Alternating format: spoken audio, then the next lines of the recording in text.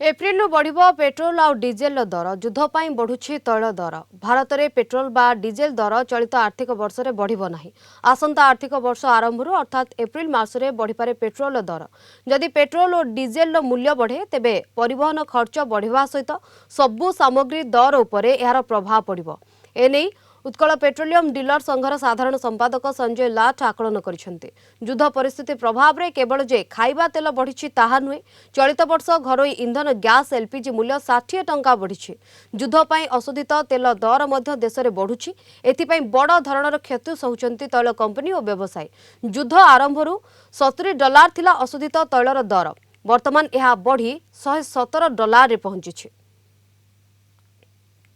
तैल कंपानी मानक हानि सहवाक पड़ो यहाँ सत किंतु साधारण खाउटी उपरकू दर वृद्धि बोझ पड़ो ना पेट्रोल डीजेल जो कारण पेट्रोल डीजेल रे जदि दर वृद्धि हुए डीजेल स्पेसिफिकली दर वृद्धि हेले सबु जिनसर दर दाम वृद्धि हम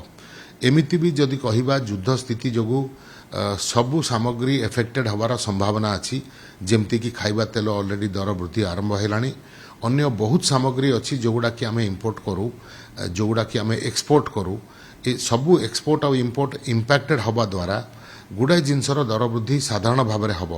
आदि डीजेल दाम वृद्धि हुए ताहले सबू सामग्री दाम बढ़ीज एवं इन्फ्लेशन ताकू नहीं बढ़िबो तो केंद्र सरकार उद्यम रही इन्फ्लेशन टाकू कंट्रोल रे रखिबा पई डीजेल रो रेट बढ़ेबे नाही।